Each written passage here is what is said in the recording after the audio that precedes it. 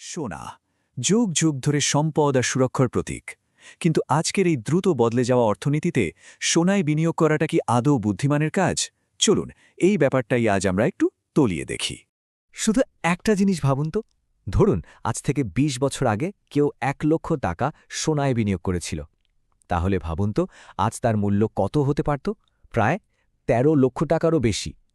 এই অঙ্কটাই আসলে চোখে আঙ্গুল দিয়ে দেখিয়ে দেয় যে লম্বা সময়ের জন্য সোনা কতটা শক্তিশালী একটা বিনিয়োগ হতে পারে। তো প্রথমেই যে প্রশ্নটা মাথায় আসে সেটা হলো, হাজার হাজার বছর ধরে মানুষ কেন সোনার উপর এতটা আস্থা রেখেছে? এর উত্তরটা কিন্তু লুকিয়ে আছে সোনার একদম নিজস্ব চরিত্রের মধ্যেই। আসলে সোনা শুধু একটা সুন্দর ধাতু বা গয়না নয়, অর্থনীতিবিদরা একে বলেন স্টোর অফ ভ্যালু, মানে এমন একটা সম্পদ যা সময়ের সাথে সাথে নিজের মূল্যটা ধরে রাখতে পারে। টাকা পয়সার দাম হয়তো কমে যায়, কিন্তু সোনার আবেদন কমে না। আর খেয়াল করে দেখবেন, যখনই পৃথিবীতে কোনো বড়সড় সমস্যা দেখা দেয়, ধরুন কোনো অর্থনৈতিক মন্দা এলো বা কোথাও যুদ্ধ পরিস্থিতি তৈরি হলো, মানুষ কিন্তু সবচেয়ে নিরাপদ আশ্রয় হিসেবে সোনার দিকেই ছোটে। তখন এর চাহিদাও বাড়ে আর দামও। হ্যাঁ, ওয়ার্ল্ড গোল্ড কাউন্সিলের এই কথাটা কিন্তু আসলেই খুব গুরুত্বপূর্ণ। ওরা বলছে, যখনই সিস্টেমে কোনো বড় ঝুঁকি তৈরি হয়, বিনিয়োগকারীরা দুটো জিনিসকেই সবচেয়ে নিরাপদ বলে মনে করে।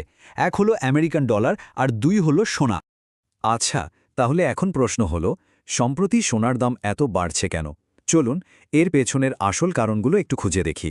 এর পেছনে মূলত ৩টে বড় কারণ কাজ করে। ১. ইনফ্লেশন বা মুদ্রাস্ফীতি, মানে যখন বাজারে টাকার দাম কমে যায়। ২. ব্যাংকের সুদের হারের ওঠানামা। আর ৩ নম্বর হল বিভিন্ন দেশের মধ্যে রাজনৈতিক বা সামরিক উত্তেজনা। ব্যাপারটা খুব সহজ। ভাবুন, যখন ব্যাংক সুদের হার কমিয়ে দেয়, তখন ফিক্সড ডিপোজিটে টাকা রেখে আর তেমন লাভ হয় না। তখন মানুষ এমন জায়গায় বিনিয়োগ করতে চায় যেখানে ভালো রিটার্ন পাওয়ার সম্ভাবনা থাকে। আর ঠিক তখনই সোনা সবার কাছে খুব আকর্ষণীয় একটা অপশন হয়ে ওঠে। বেশ, তাহলে সোনায় যে বিনিয়োগ করা যেতে পারে তা তো বোঝা গেল, কিন্তু কিভাবে? এখন তো আর শুধু গয়না কিনে সিন্দুকে রাখার দিন নেই। চলুন এখনকার সেরা উপায়গুলো একবার দেখে নিই। দেখুন, এই টেবিলটা ব্যাপারটা খুব সহজ করে দিয়েছে। গয়না বা সোনার কয়েন কেনা সবচেয়ে সহজ, কিন্তু তাতে মেকিং চার্জ লাগে আর চুরির ভয়ও থাকে। আবার গোল্ড ইটিএফ কিনলে স্টক মার্কেটের মতোই সহজে কেনাবেচা করা যায়। বাড়িতে রাখারও কোনো ঝঞ্ঝাট নেই। সোভারেন গোল্ড বন্ডে আবার সরকার সুদ দেয়, আর ডিজিটাল গোল্ডে আপনি ১ টাকা দিয়েও সোনা কেনা শুরু করতে পারেন। ভারতে কিন্তু বিনিয়োগের জন্য সভরেন গোল্ড বন্ড এখন দারুণ জনপ্রিয় একটা অপশন, কারণ এটা সরাসরি রিজার্ভ ব্যাঙ্ক অফ ইন্ডিয়া বের করে। শুধু সোনার দাম বাড়লে লাভ তো আছেই, তার ওপর সরকার বছরে ২.৫% সুদও দেয়।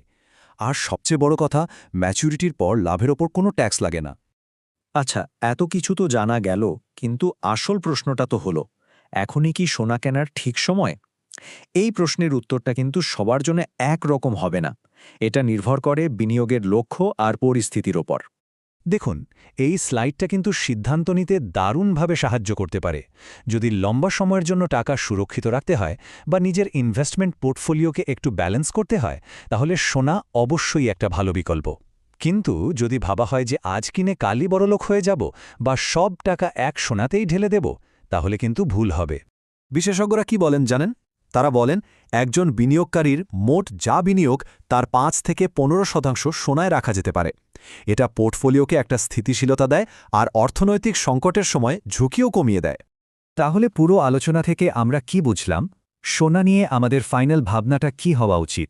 চলুন একটা স্মার্ট সিদ্ধান্তে আসা যাক। এই একটা কথাই কিন্তু পুরো আলোচনার সারমর্ম। সোনা কোনো লটারি বা রাতারাতি বড়লোক হওয়ার স্কিম নয়।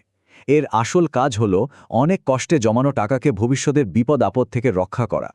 শেষ কথা হলো, একজন স্মার্ট বিনিয়োগকারী কখনোই তার সব ডিম এক ঝুড়িতে রাখে না। স্টক, মিউচুয়াল ফান্ড, বন্ড আর তার সাথে কিছুটা সোনা, এই সব মিলিয়ে একটা ব্যালেন্সড পোর্টফোলিও তৈরি করাই হলো সবচেয়ে বুদ্ধিমানের কাজ। কারণ আসল লক্ষ্য শুধু সম্পদ বাড়ানো নয়, তাকে সব পরিস্থিতিতে সুরক্ষিত রাখাও।